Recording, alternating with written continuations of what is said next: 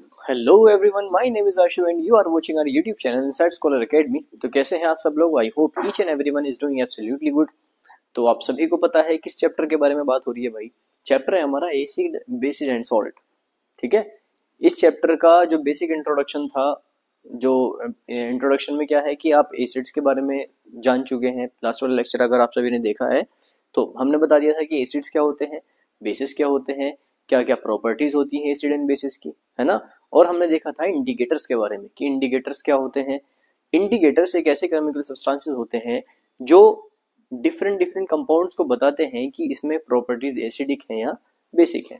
कहने का मतलब ये है कि ऐसे केमिकल सब्सटेंसेस जो किसी कंपाउंड को बताएं कि ये कंपाउंड एसिड है या बेस है, तो इस तरह के केमिकल सब्सटेंसेस को हम बोलते हैं इंडिकेटर्स। तो ये तीन चीजें हमने कवर अप कर ली थी अपने चैप्टर के अंदर। आगे जो बच रहा है चैप्टर में वो है बेसिक बेसिक रिएक्शंस कि अगर एसिड जो है वो किसी सब्सटेंस के साथ में, मेटल के साथ में, या मेटल कार्बोनेट के साथ में, या मेटल हाइड्रोजन कार्बोनेट के साथ में रिएक्शन करेगा तो वो किस किस तरह के प्रोडक्ट को फॉर्म करेगा। तो ये सारी रिएक्शन आज हम कवर अप करने वाले हैं। मैं उम्मीद करता हूँ कि लास्ट वाले लेक्चर में कोई चीज किसी की बची नहीं होगी। अगर कोई डाउट या क्वेरी किसी की बची है तो वो कमेंट सेक्शन में हमें बता सकता है। हम जल्द से जल्द आपकी क्वेरीज का आंसर आपको करा देंगे। तो बिना किसी देरी के शुरू करते हैं अपना टॉपिक। तो टॉपिक आज हमारा चलने वाला है, टॉपिक चलेगा हमारा reaction of acid and bases with metals. ठीक है। तो बिना किसी डिलीशन के भाई करते हैं अपना टॉपिक स्टार्ट। देखिए, तो सबसे पहली जो हमारी स्लाइड है वो ओपन होती है, उस पर लिखा हुआ है chemical properties of acid and bases. तो जो केमिकल प्रॉपर्टीज में सबसे पहली जो रिएक्शन आती है वो आती है reaction with acids and bases with metals. किसके साथ में रिएक्शन कर रहे हैं? मेटल्स के साथ में रिएक्शन कर रहे हैं। दोनों के साथ में देखेंगे, अगर कोई एसिड किसी मेटल के साथ में रिएक्ट करता है तो वो प्रोड्यूस करता है सॉल्ट प्लस हाइड्रोजन गैस। क्या फॉर्म करेगा? सॉल्ट प्लस हाइड्रोजन गैस को फॉर्म करेगा। एग्जाम्पल देखिए, 2HCl plus Zn combine to form ZnCl2 plus H2, ZnCl2 which is known as salt, है ना। और हाइड्रोजन गैस। इसी तरीके से अगर कोई बेस किसी मेटल के साथ में रिएक्ट करेगा तो वो प्रोड्यूस करेगा सॉल्ट प्लस हाइड्रोजन। देखिए, base plus metal is combined to form salt and hydrogen gas. 2NaOH which is known as base plus Zn which is known as metal which is combined to form Na2ZnO2 plus H2 which is known as hydrogen gas. अब किसी भी reaction के अंदर ये हम किस तरह से पता कर सकते हैं कि जो रिएक्शन में निकलने वाली गैस है वो हाइड्रोजन गैस है या नहीं। तो उसके लिए एक एक्सपेरिमेंट है कि जिस टेस्ट ट्यूब के अंदर आपने कोई भी सब्सटेंस बनाया है, सपोज कीजिए आपने एसिड के साथ में आपने एसिड को किस में डाल दिया, एक मेटल में डाल, वो सॉरी, आप इस तरह से समझिए कि आपके पास एक टेस्ट ट्यूब है। टेस्ट ट्यूब में आपने क्या भरा हुआ है? एसिड भरा हुआ है। क्या भरा हुआ है? एसिड। और इस एसिड का अंदर आपने क्या डाल दिया? कोई भी टुकड़ा डाल दिया। किसका? मेटल का। किसका टुकड़ा डाल दिया भाई? मेटल का डाल दिया। अब जो रिएक्शन होगी वो क्या प्रोड्यूस करेगा भाई? Salt plus hydrogen gas. तो इस रिएक्शन के दौरान कुछ गैस रिलीज होगी और वो गैस कौन सी होगी? हाइड्रोजन गैस होगी।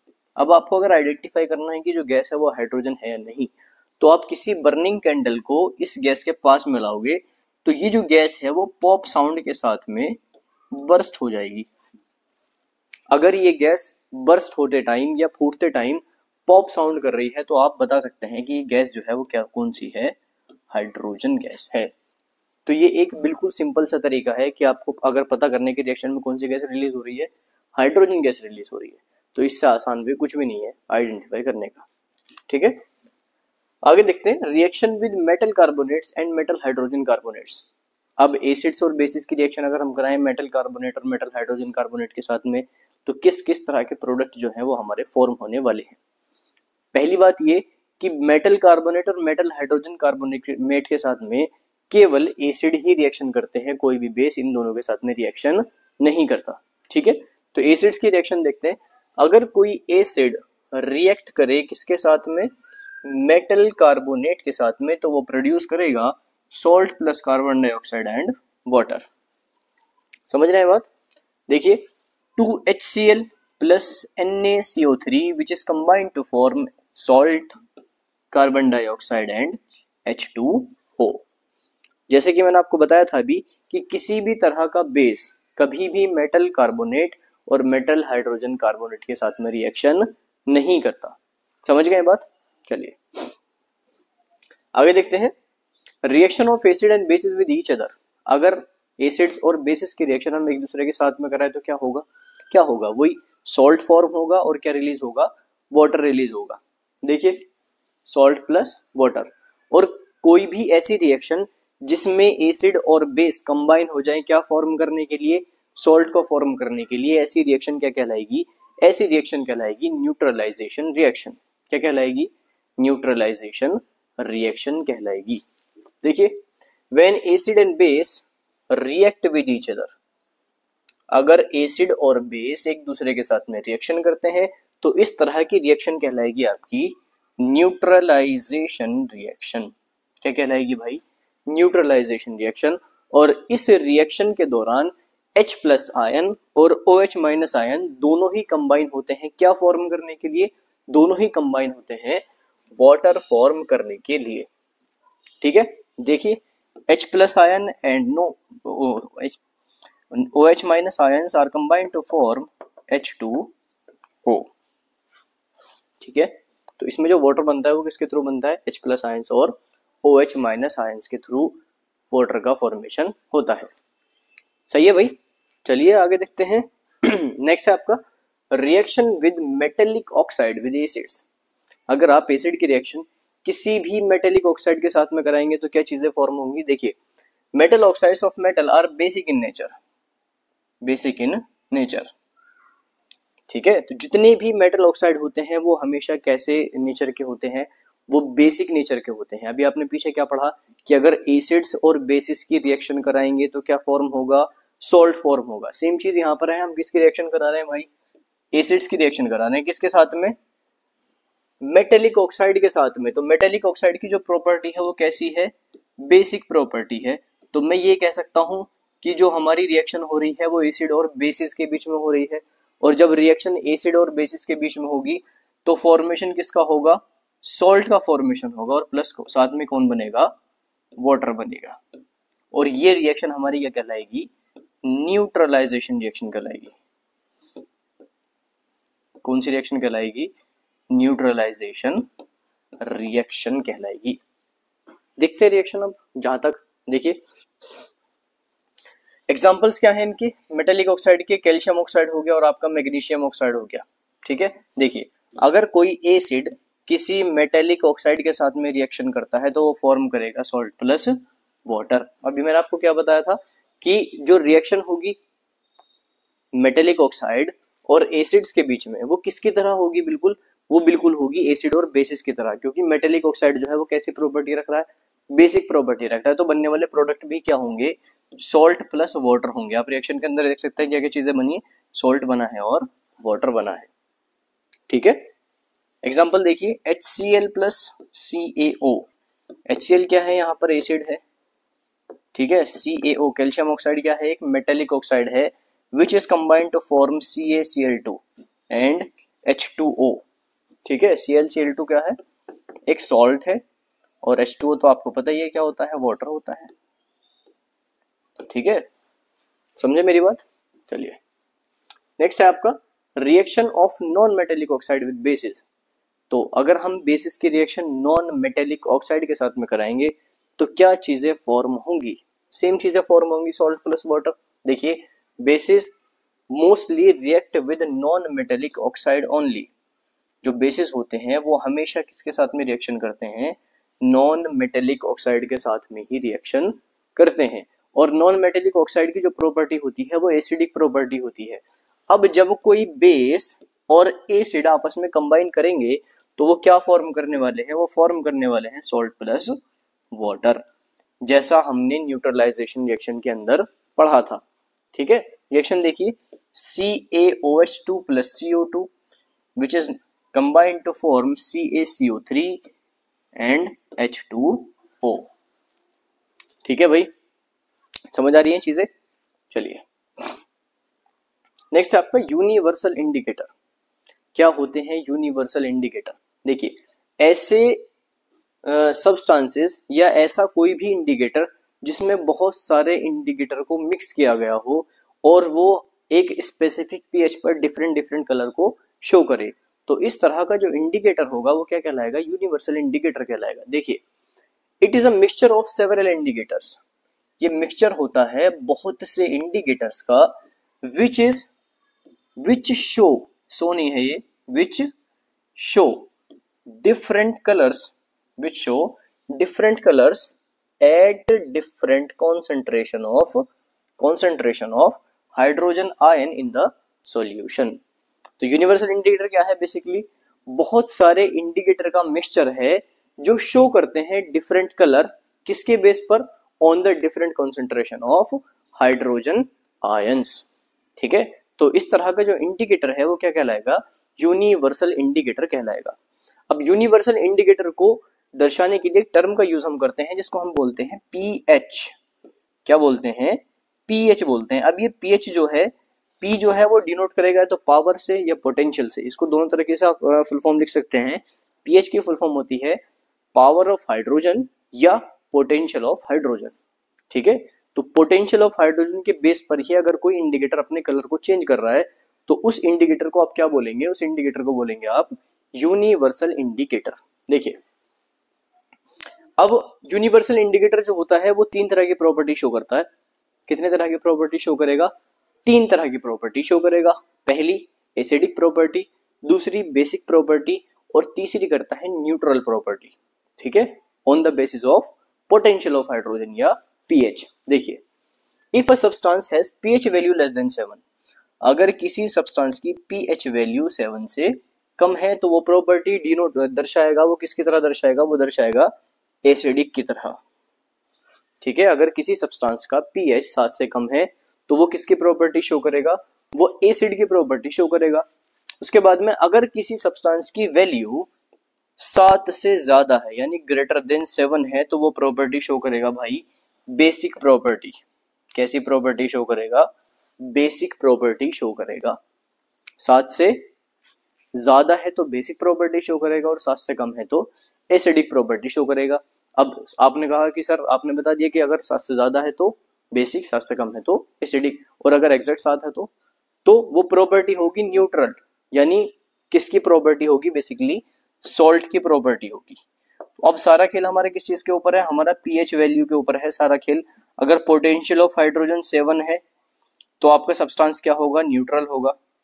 क्या होगा भाई, न्यूट्रल होगा।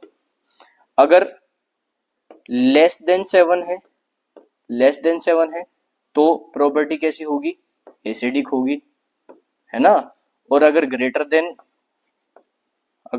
देन 7 है तो प्रॉपर्टी कैसी होगी, बेसिक होगी। समझ आई बात। सारा खेल किसका है यूनिवर्सल इंडिकेटर के अंदर, सारा खेल है पीएच का, यानी पोटेंशियल ऑफ हाइड्रोजन आयंस। यहां तक चीजें समझ आ गई, चलिए बहुत बढ़िया, आगे देखते हैं। अब ये जो पीएच वैल्यू होती है किसी भी सब्सटेंस की, वो डिफरेंट डिफरेंट कलर को शो करती है किसी भी यूनिवर्सल इंडिकेटर के अंदर। अब यहाँ पर क्या लिखा हुआ है कि अगर किसी सब्सटेंस की पीएच वैल्यू 1 से 3 के बीच में है तो वो स्ट्रॉन्ग एसिडिक होगा। तो वो कैसा होगा भाई, स्ट्रॉन्ग एसिडिक होगा। और वो शो कलर कैसा शो करेगा, वो रेड कलर शो करेगा। ठीक है, अगर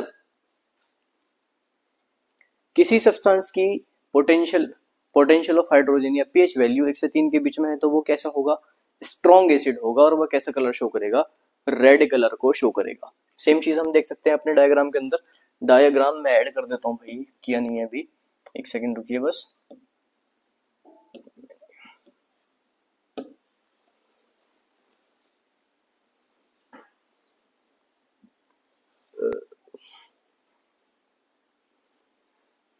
देखिए, ये क्या है, एक पीएच स्केल है जिसमें आप देख रहे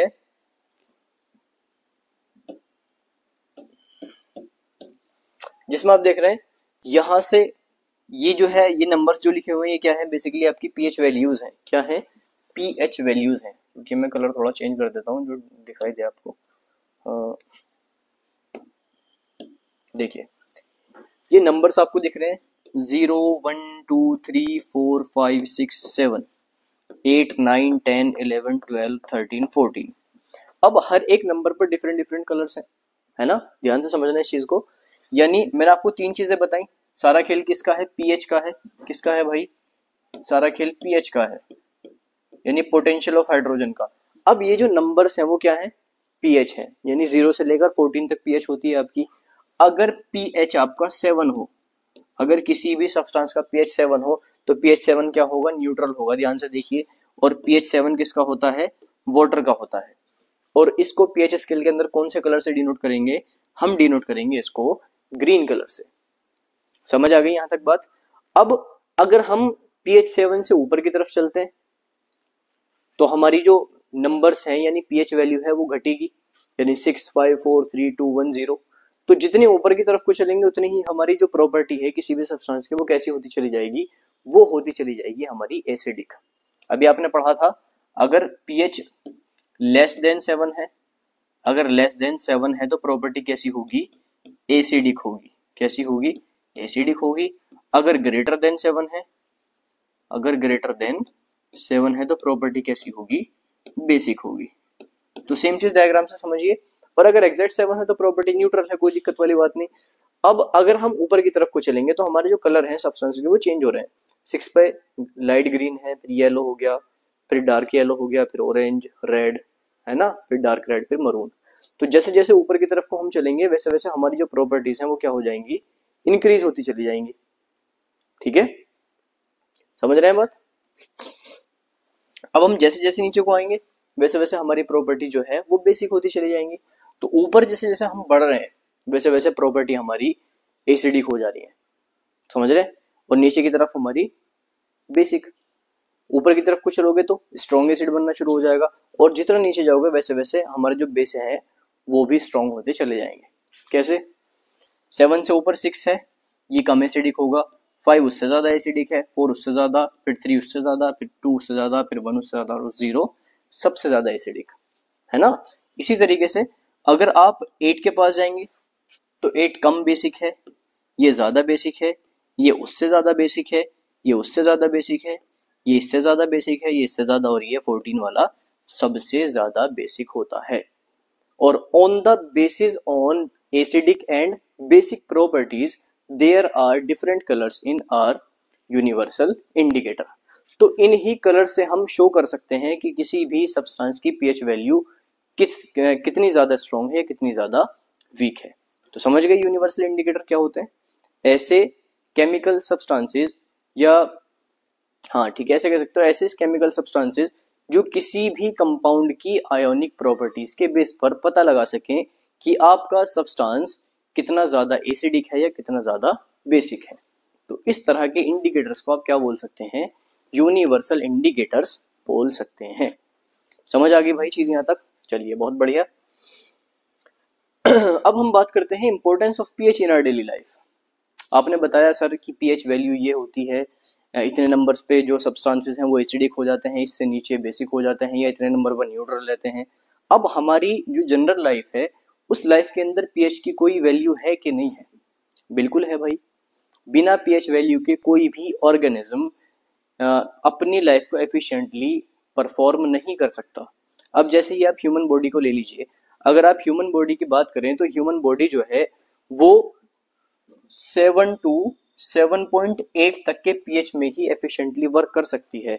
अगर आपकी प्रॉपर्टीज से अलग हो गई है, चेंज हो जाए, ऊपर नीचे हो जाए, तो आपकी बॉडी एफिशिएंटली फंक्शन नहीं कर सकती। समझे मेरी बात। इसी तरह से दूसरी चीज, अगर आप रेन के बारे में बात करें कि अगर बारिश हो रही है, अगर किसी भी रेन की पीएच वैल्यू लेस देन 5.6 है, क्या है, लेस देन 5.6 है, तो अगर किसी भी रेन की पीएच वैल्यू 5.6 से कम है तो वो रेन कैसी होगी, एसिडिक होगी। समझे मेरी बात, रेन कैसी होगी, एसिडिक होगी। अगर उसी तरीके से बात करें टूथ डिके एक चीज होती है, अगर हमारी माउथ की पीएच वैल्यू 5.5 से कम है तो ह्यूमंस में टूथ डिके हो सकता है, यानी आपके दांत जो है वो सड़ सकते हैं, गल सकते हैं, या कीड़ा लग सकता है। कब हो रहा है, जब आपके माउथ की पीएच वैल्यू 5.5 से कम हो तब। तो पीएच वैल्यू जो है सभी ऑर्गेनिज्म के लाइफ में एक मेजर रोल प्ले करती है। है ना। इसी तरीके से अगर आप किसी भी सॉइल के अंदर किसी प्लांट को लगाएंगे तो उस प्लांट की एफिशिएंट ग्रोथ भी एक स्पेसिफिक पीएच पर ही डिपेंड करती है ना। अगर आप किसी प्लांट को किसी सॉइल के अंदर लगा रहे हैं तो बेहतर तरीका यह है कि आप सॉइल के पीएच को पहले चेक कीजिए कि सॉइल का पीएच कितना है, और फिर देखिए कि ये जो प्लांट मैं लगा रहा हूँ वो प्लांट इतने पीएच पर एफिशिएंटली ग्रोथ कर सकता है या नहीं कर सकता। अगर कर सकता है तो प्लांट लगाइए, और अगर नहीं कर सकता तो पहले सॉइल की पीएच वैल्यू को बैलेंस कीजिए, उसके बाद ही आपका प्लांट एफिशिएंटली किसी भी सॉइल के अंदर ग्रो कर सकता है। तो ये कुछ इंपॉर्टेंट पॉइंट्स हैं जो पीएच वैल्यू पर डिपेंड करते हैं हमारी जनरल लाइफ में, है ना। उम्मीद करता हूँ सारी चीजें क्लियर हो रही होंगी। चलिए नेक्स्ट है हमारा सॉल्ट। सॉल्ट क्या है? एक ऐसा प्रोडक्ट है जो न्यूट्रलाइजेशन रिएक्शन के दौरान बना था। आपको याद हो जब हमने एसिड्स और बेसिस के बीच में रिएक्शन कराई थी तो हमारा जो प्रोडक्ट बना था वो क्या बना था? वो प्रोडक्ट बना था हमारा सॉल्ट। क्या बना था भाई? सॉल्ट बना था, है ना। याद करो, salt is an ionic compound formed by neutralization reaction. क्या है सॉल्ट? एक आयोनिक कंपाउंड है जो न्यूट्रलाइजेशन रिएक्शन के दौरान बना होता है। कैसे बनेगा न्यूट्रलाइजेशन रिएक्शन? जब एसिड और बेसिस आपस में फॉर्म करेंगे, है ना, आपस में रिएक्ट करेंगे तो वो फॉर्म हो करेंगे सॉल्ट प्लस वाटर को। रिएक्शन देखिए HCl plus NaOH NaCl plus H2O।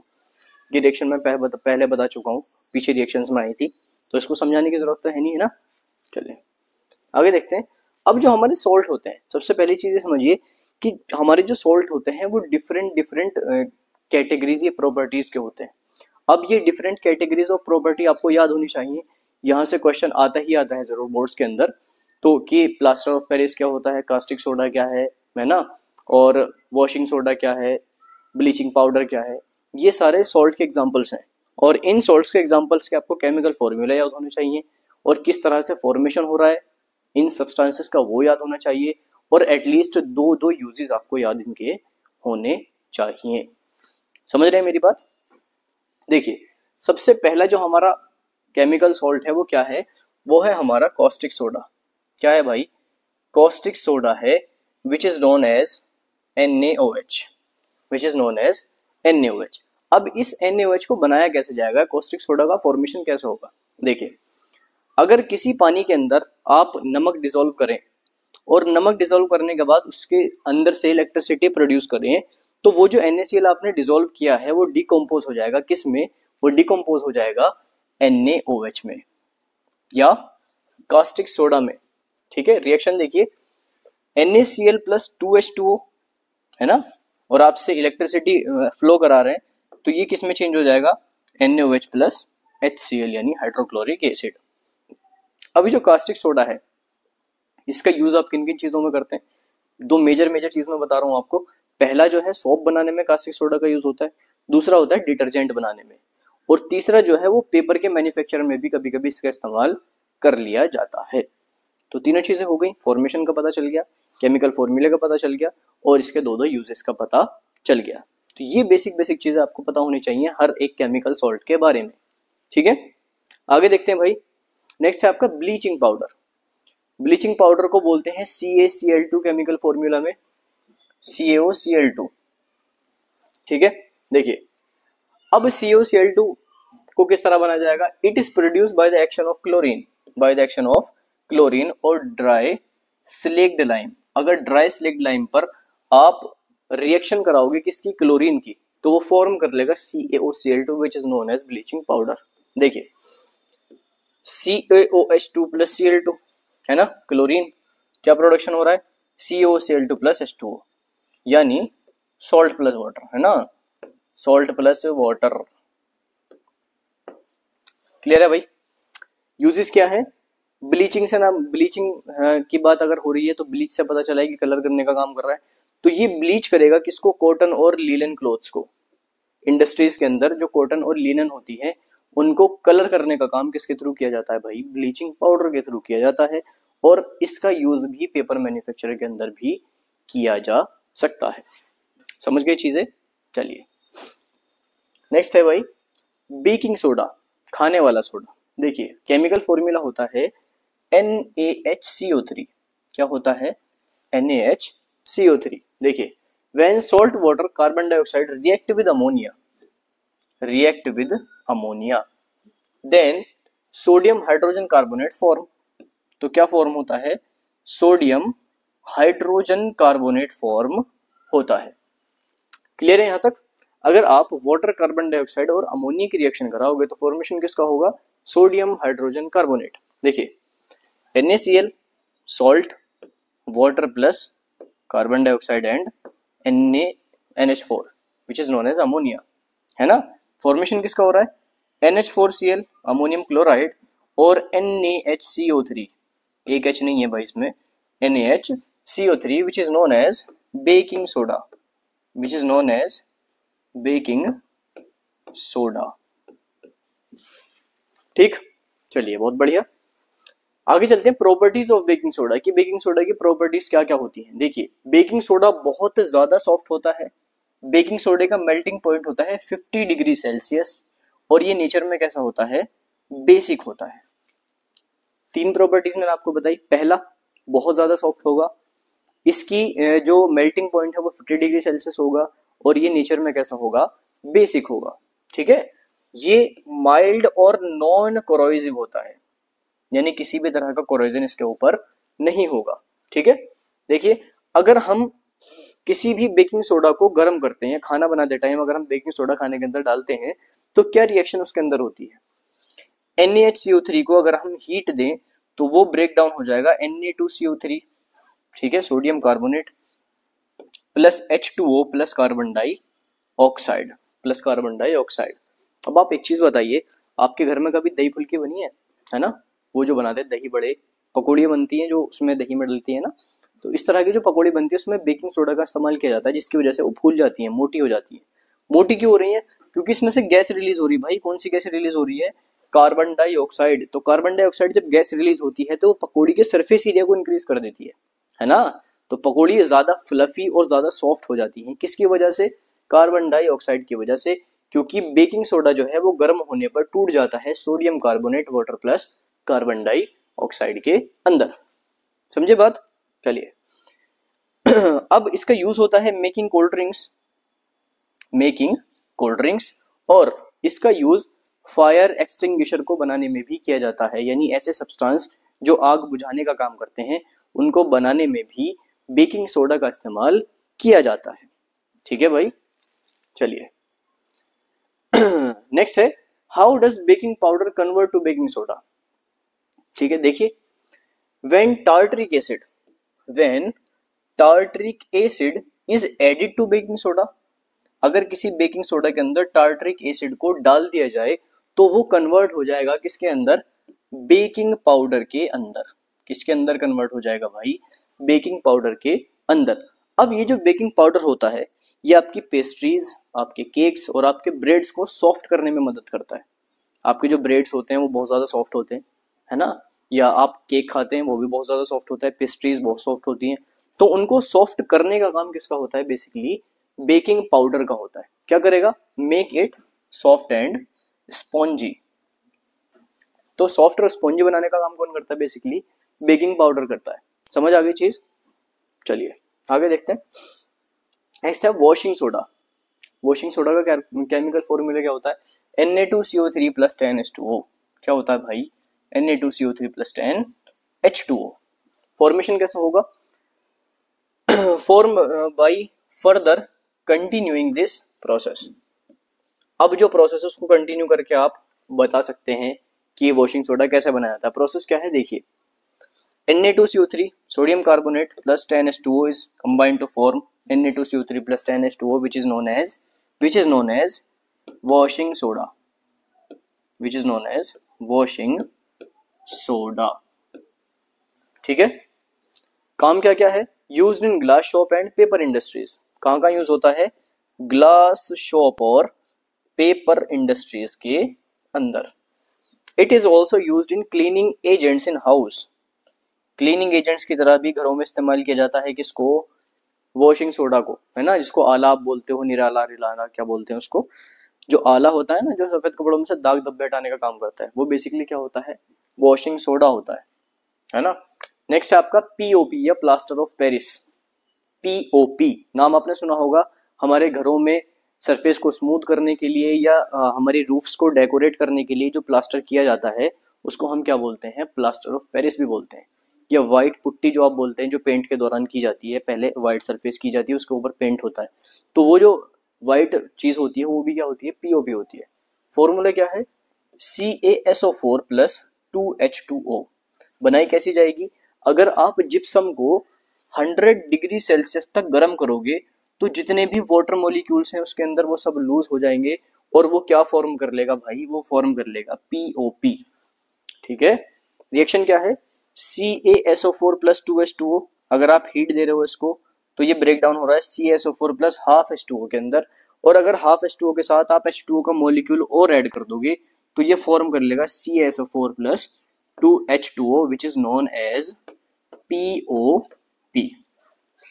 Clear है भाई।